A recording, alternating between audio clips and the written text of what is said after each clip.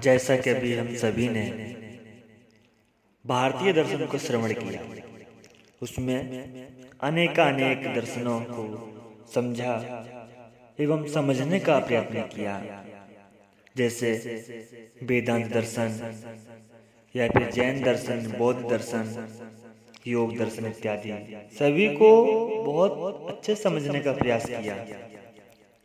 किंतु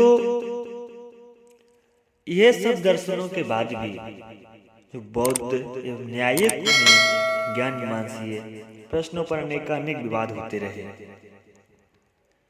यदि हम उस पर थोड़ा नजर रख डालें तो भारतीय दर्शन में बौद्धों और न्यायिकों के मध्य ज्ञान संबंधित प्रश्न पर हुए विवाद अत्यंत प्रसिद्ध हुए। प्राय ऐसा ही होता है, जीवन में कोई कार्य अच्छा हो तो उसे कोई देखे या ना देखे, किंतु किसी के अंदर कुछ बुराइयां हो तो उसे सारा समाज देख लेता है। किसी के घर में अच्छा कार्य हो तो किसी को पता नहीं लगता, किंतु किसी के घर में कुछ लड़ाई हो तो पूरा शहर जान जाता है। प्राय इसी तरह अनेकानेक प्रश्नों पर हुए विवाद अत्यंत प्रसिद्ध हुए। वास्तविकता ये भारतीय दर्शन की एक अप्रतिम परंपरा है। वैसे तो सामान्यतया भारतीय दार्शनिकों की निवृत्ति विपक्षी का खंडन करने के बाद ही आगे बढ़ती रही, किंतु शताब्दियों तक माना जाए लगभग 1200 वर्ष तक वाद विवाद करते हुए एक दूसरे का खंडन करते हुए आगे बढ़ते जाने का सिलसिला केवल बौद्धों और न्यायिकों के मध्य ही रहा। निश्चय ही इससे भारतीय न्यायशास्त्र अत्यंत समृद्ध भी हुआ। कई बार गलतियों में भी या कहीं लड़ाइयों में भी कुछ सच्चाई होती है।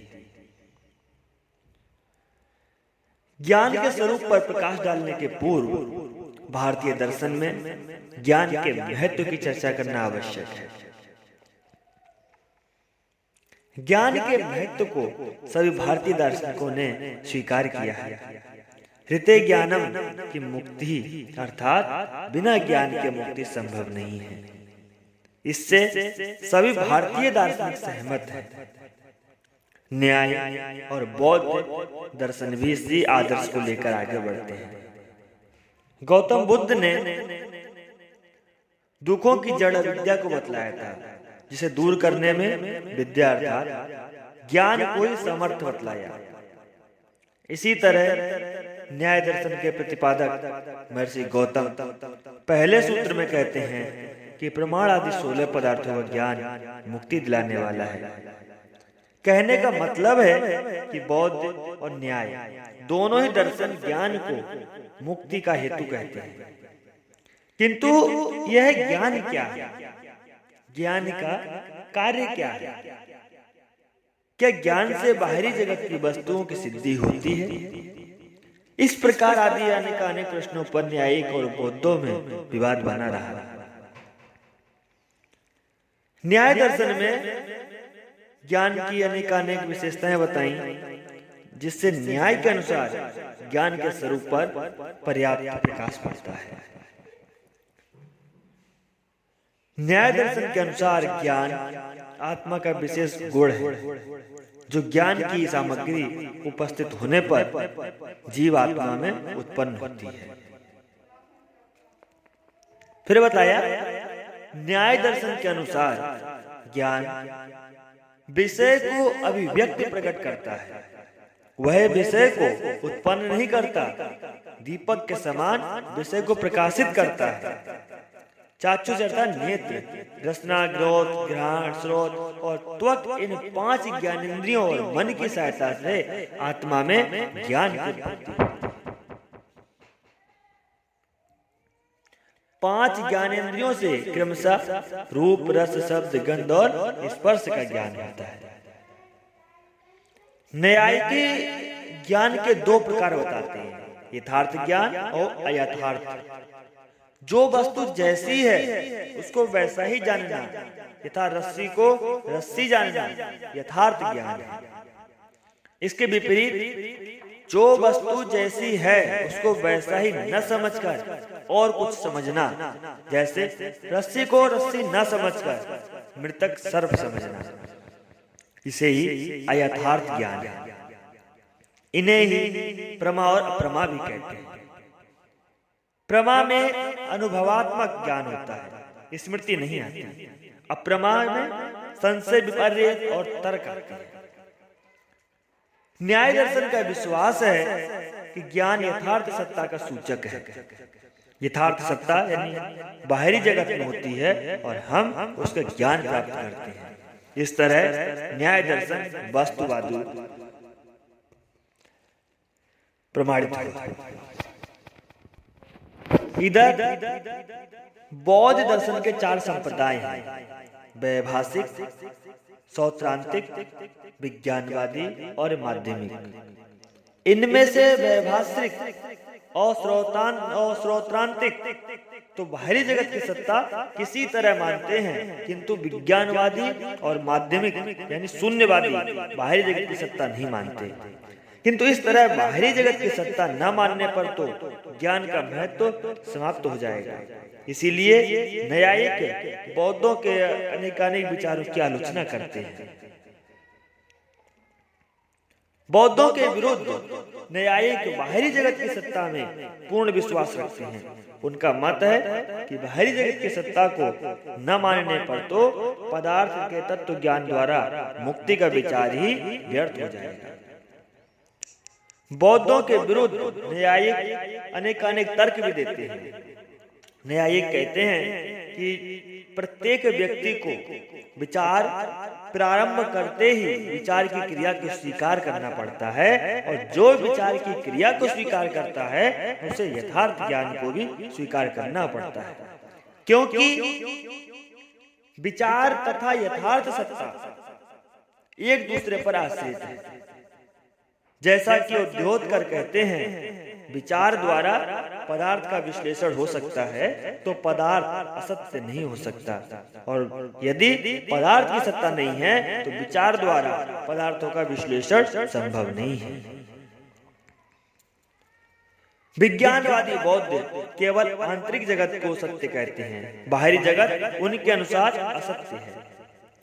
यह न्यायिक कहते हैं कि यदि बाहरी जगत नहीं है तो स्वप्न भी नहीं होना चाहिए। हमें विविध प्रकार के स्वप्न आते हैं। इससे सिद्ध होता है कि विविध प्रकार की वस्तुओं से युक्त यह संपूर्ण जगत है। यदि जगत सत्य नहीं होकर भ्रामक होता तो हम सभी भ्रम और सत्य इन दोनों में अंतर नहीं कर सकते थे, किंतु हम सब दोनों में अंतर करते हैं। इससे भी जगत की सत्यता सिद्ध होती है। वैभाषिक बौद्ध बाहरी पदार्थों के अस्तित्व को तो मानते हैं पर उन्हें क्षणिक कहते हैं। न्यायिक इसमें विचार का भी निराकरण करते हैं। पदार्थों को क्षणिक मानने का मतलब है कि हम जो भी ज्ञान प्राप्त करते हैं वह भूतकाल की वस्तुओं का ही प्राप्त करते हैं। कारण कि ज्ञान प्राप्त करते ही क्षणिक वस्तु बदल गई, किंतु इस तरह वर्तमान काल की वस्तुओं के ज्ञान को असंभव बताना सर्वथा अनुचित एवं अव्यवहारिक है। किंतु जैसा कि अभी बात की, सभी बौद्ध बाहरी एवं मानसिक जगत को सत्य नहीं कहते, विज्ञान के महत्व को स्वीकार करते हैं।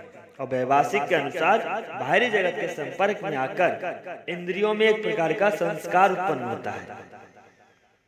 इन संस्कारों से चित्त प्रवृत्त होता है और उसमें चैतन्य की अभिव्यक्ति होती है, जिससे चित्त में भिन्न भिन्न प्रकार का ज्ञान उत्पन्न होता है।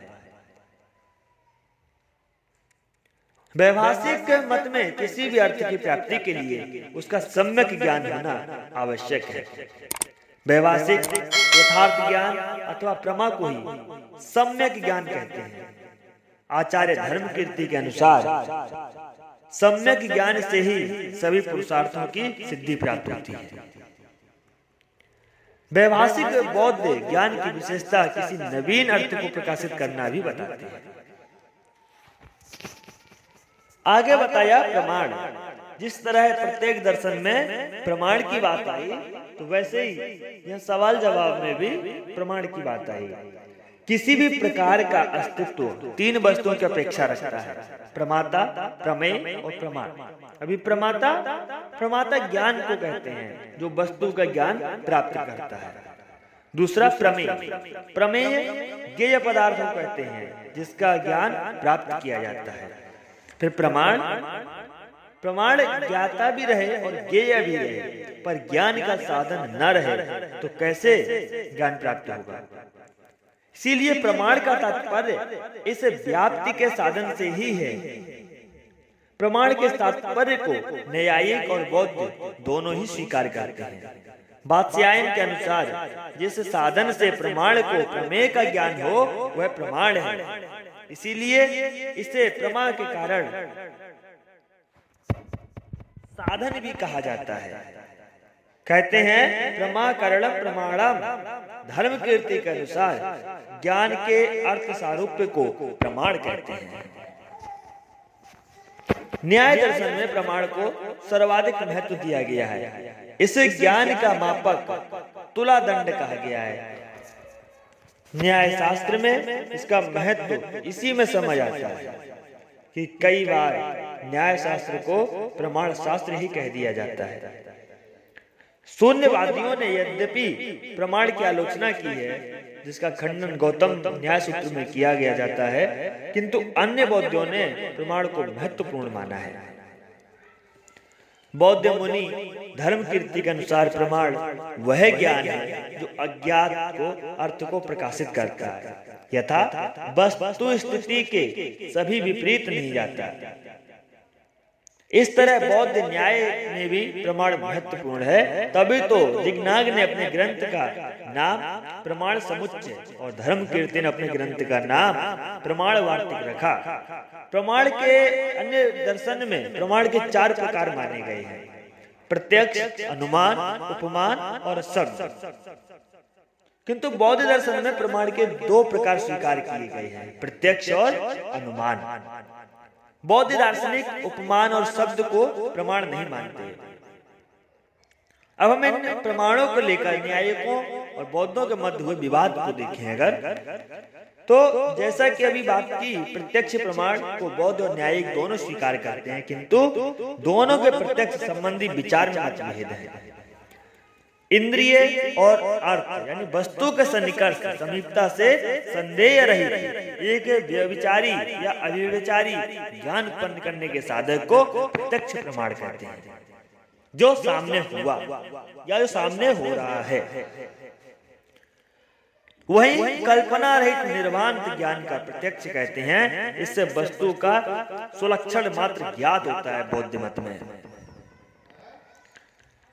बौद्ध दार्शनिक प्रत्यक्ष के 4 प्रकार मानते हैं: इंद्रिय प्रत्यक्ष, मानस प्रत्यक्ष, संसवेदन प्रत्यक्ष, योग प्रत्यक्ष। न्याय दर्शन में प्रत्यक्ष के 2 प्रकार बताए गए हैं: निर्विकल्प प्रत्यक्ष और सविकल्प प्रत्यक्ष। न्याय मत में निर्विकल्प प्रत्यक्ष की प्रारंभिक अवस्था है। इसमें हम वस्तु का प्रत्यक्ष तो करते हैं, पर श्रेष्ठता समझ नहीं पाते कि वस्तु क्या है। इसमें केवल इंद्रिय और वस्तु में सन्निकर्ष होता है, बुद्धि की क्रिया नहीं होती। दूसरा बताया सविकल्प प्रत्यक्ष। सविकल्प प्रत्यक्ष में इंद्रियों से ज्ञान, इंद्रियों से प्राप्त प्रत्यक्ष में अर्थ भी जुड़ता है और वस्तु का नाम आदि स्पष्ट हो जाता है। इसकी बौद्धों द्वारा आलोचना भी की गई है। बौद्धों के न्यायिकों के उपयुक्त प्रत्यक्ष के इस तरह 2 प्रकारों के विभाजन पर कड़ी आपत्ति रही है। विशेषकर सविकल्प प्रत्यक्ष को वे प्रत्यक्ष ही नहीं मानते। इसके कारण है बौद्धों के अनुसार प्रत्यक्ष कल्पना रहित ज्ञान है, अतः प्रत्यक्ष में कल्पना बिल्कुल नहीं होना चाहिए। जबकि न्यायिकों का सविकल्प प्रत्यक्ष कल्पना प्रौढ़ होता है, अर्थात वह कल्पना से युक्त होता है।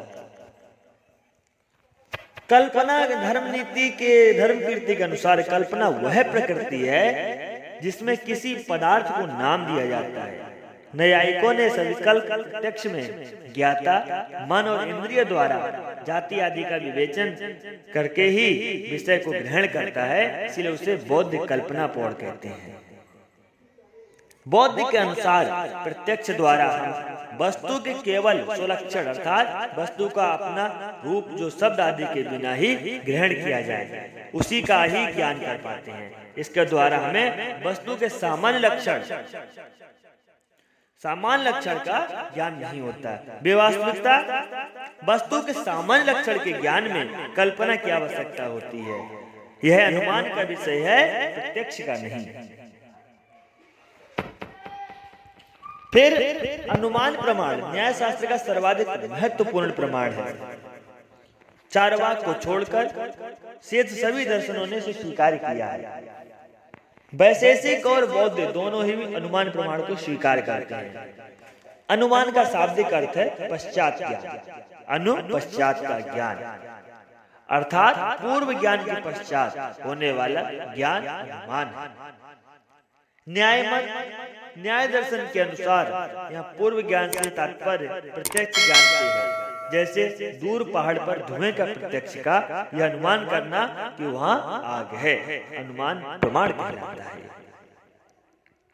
पुनः यदि बौद्ध मत की बात करें, बौद्ध दर्शन के अनुसार अनुमान का उद्देश्य वस्तु के सामान्य लक्षण का ज्ञान प्राप्त करना है। प्रत्यक्ष में वस्तु के केवल स्वलक्षण का ज्ञान प्राप्त होता है। अनुमान द्वारा वस्तु के सामान्य लक्षण का ग्रहण होता है, किंतु इसके ग्रहण के लिए कल्पना आवश्यक है और यही अनुमान है। धर्म कीर्ति अनुमान की परिभाषा देते हैं कि किसी संबंधी के धर्म से धर्मी के विषय में जो ज्ञान होता है उसे अनुमान कहते हैं। यह अनुमान व्याप्ति ज्ञान पर निर्भर करता है। अब व्याप्ति ज्ञान का अर्थ है दो वस्तु में उपाधि रहित संबंधों की सदैव विद्यमानता, जैसे धुएं के साथ आग का सदा रहना।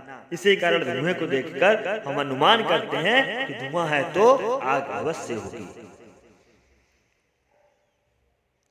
बौद्धों के अनुसार अनुमान में लिंग त्रिरूपात्मक होता है। जैसे उपयुक्त उदाहरण में लिंग अर्थात चिन्ह यानी धुआं, वह पक्ष, सपक्ष और विपक्ष तीनों से सिद्ध होता है।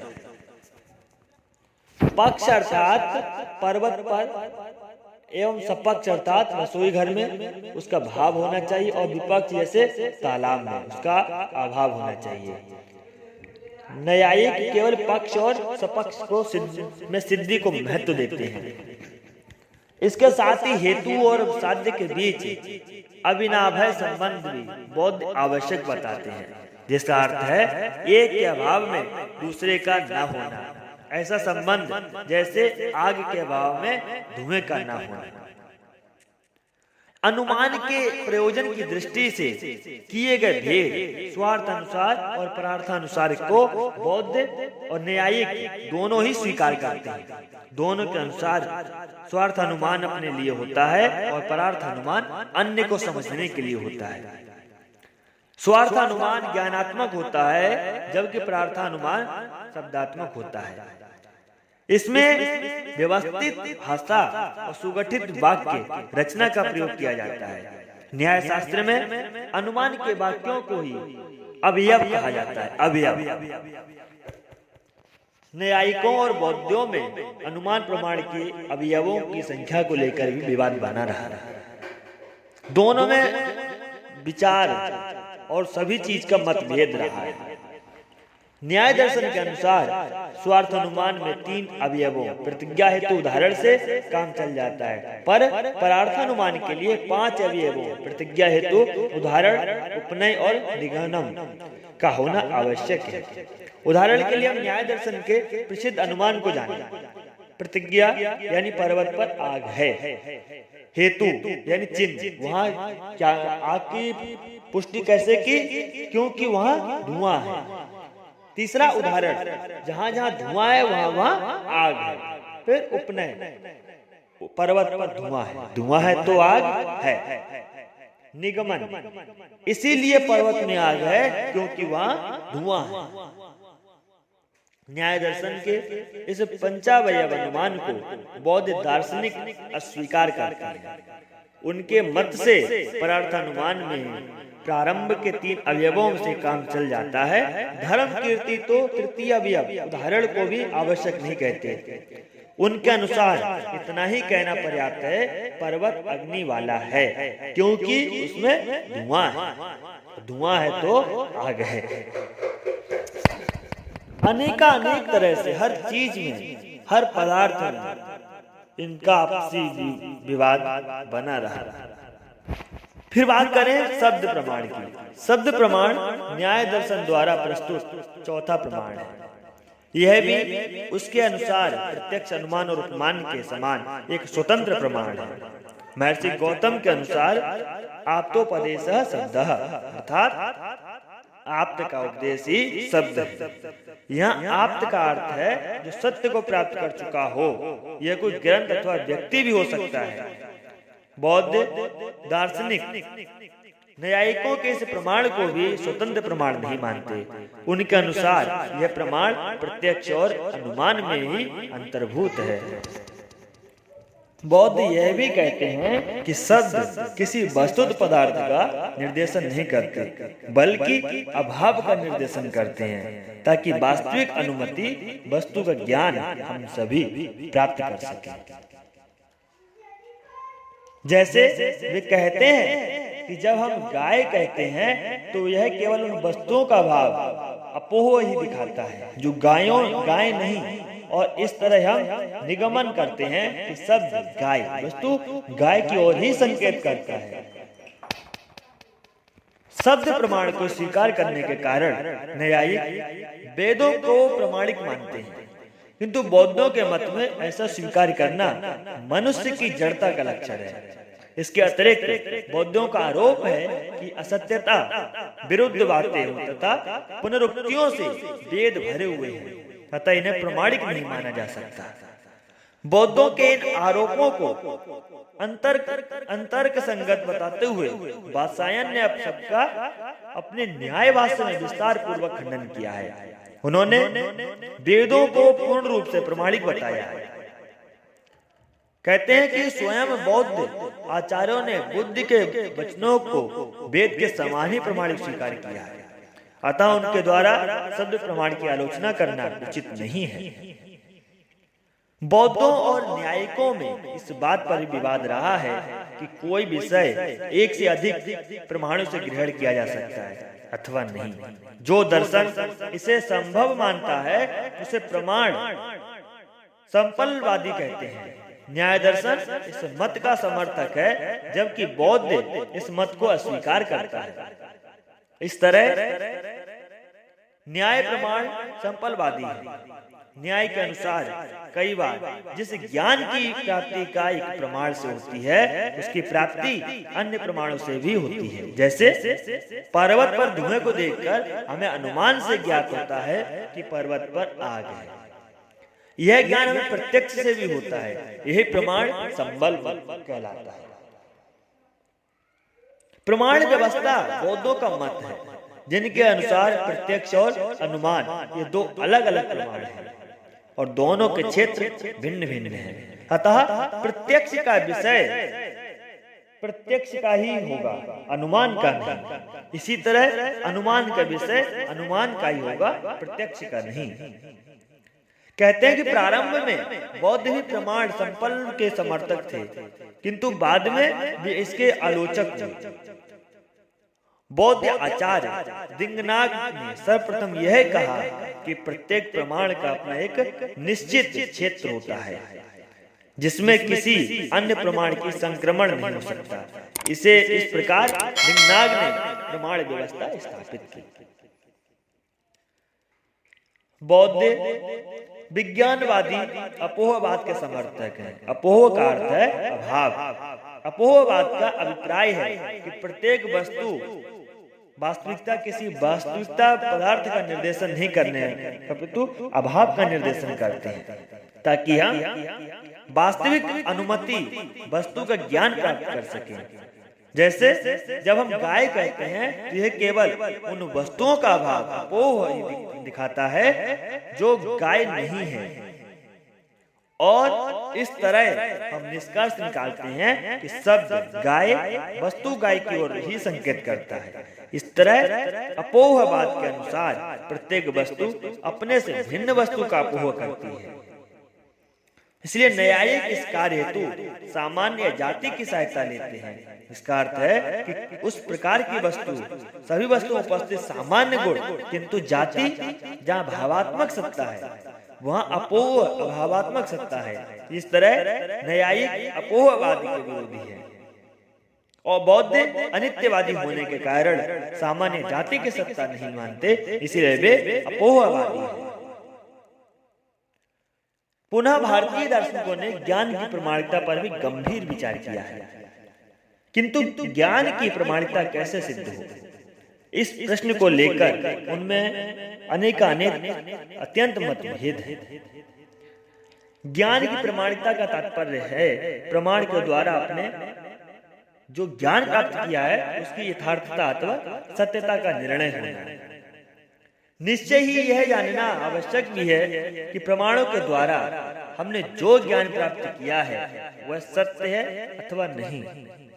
सत्य नहीं होने पर हमारा ज्ञान प्राप्त करना व्यर्थ हो जाएगा। ज्ञान की प्रमाणिकता का प्रश्न उठाकर हम वस्तुतः इसी पर विचार करते हैं।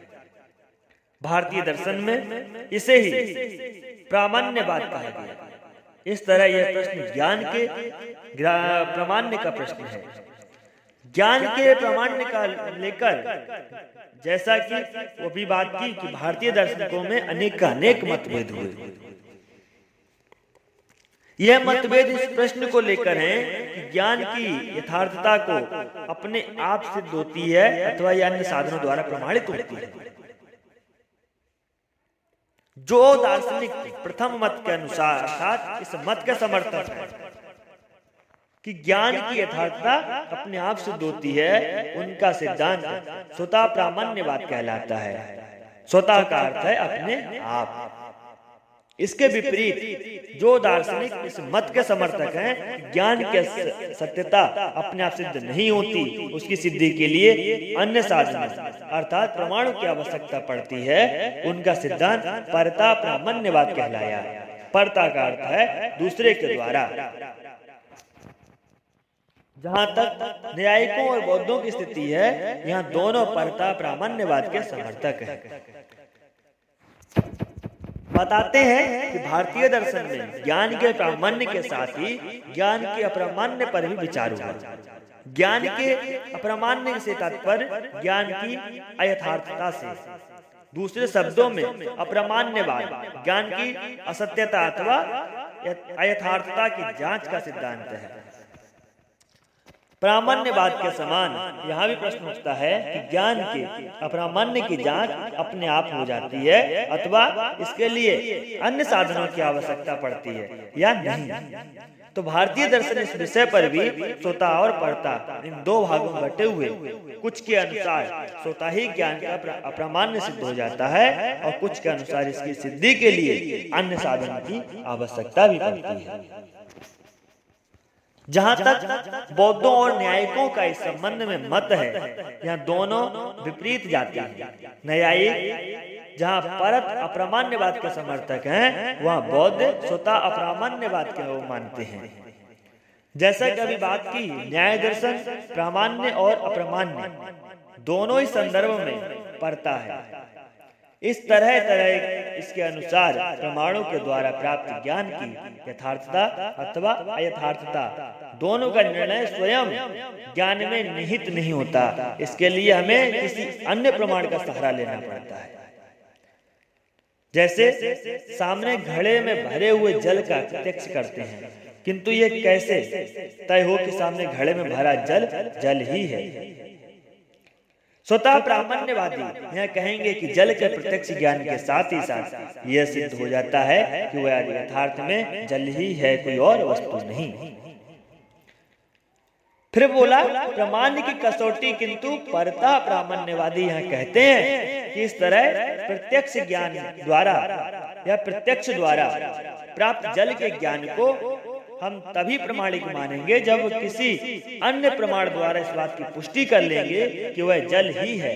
जैसे उक्त जल को ही पीकर देखेंगे कि इससे प्यास बुझती है अथवा नहीं। यदि प्यास बुझती है तो निश्चय ही जल है। इस तरह न्यायिक प्रमाण की जांच के लिए प्रवृत्ति, साफल्य या वैफल्य, सफलता या विफलता मिलना को आधार मानते हैं।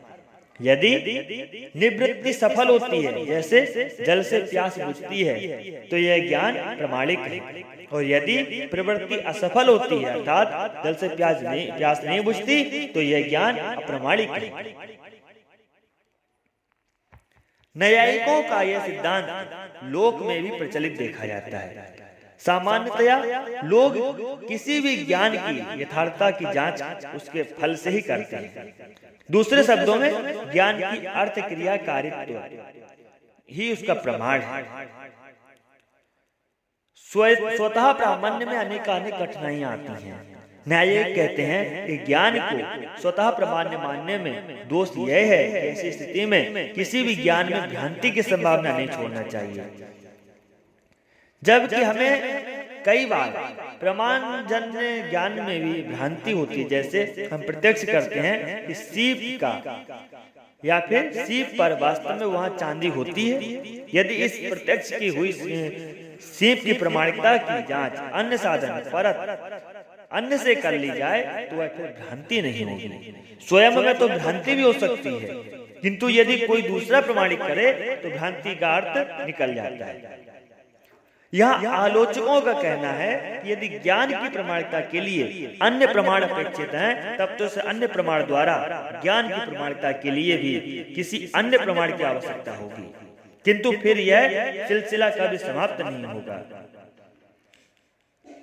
न्यायिक कहते हैं कि यह कोई बड़ी आपत्ति नहीं है, यह आपत्ति वास्तविकता काल्पनिक है। व्यवहार में एक प्रमाण से दूसरे प्रमाण को निरंतर सिद्ध करने की आवश्यकता नहीं है। अधिक से अधिक इस प्रकार एक या दो परीक्षण इस हेतु पर्याप्त हो सकते हैं। कहते न्यायिक यह भी स्वीकार करते हैं कि सभी प्रकार के प्रमाणजन्य ज्ञान के पुनर्परीक्षण की आवश्यकता नहीं होती। वाचस्पति और उद्वयन जैसे परवर्ती न्यायिक प्रमाणिक ज्ञान के रूप कुछ रूपों को स्वतः प्रमाणित होना स्वीकार मानते हैं। वहीं बौद्धों के अनुसार जैसा कभी बात की ज्ञान की प्रमाणिकता पड़ता है, जैसे कि न्यायिक के मत में है, किंतु बौद्धों के ज्ञान की अप्रमाणिकता के सिद्धांत न्यायिकों में बहुत अच्छा अंतर रखता है। बौद्धों के अनुसार सभी ज्ञान स्वतः यथार्थ ही होता है, और जब तक उसकी प्रमाणिकता का कोई संतोषजनक प्रमाण नहीं मिलता, तब तक उसे यथार्थ नहीं मान सकते। बौद्ध दार्शनिक धर्म कीर्ति के अनुसार ज्ञान की प्रमाणिकता व्यवहार से होती है। यहाँ व्यवहार का मतलब प्रयोग और अर्थ क्रिया से है। पूर्व में हम देख चुके कि इस प्रकार न्यायिक भी प्रामाण्य की जांच के लिए प्रयोग और अर्थ क्रिया को ही महत्व देते हैं। इसी प्रकार अनेक विवाद आपस में रहे, इस पर आगे विचार करेंगे।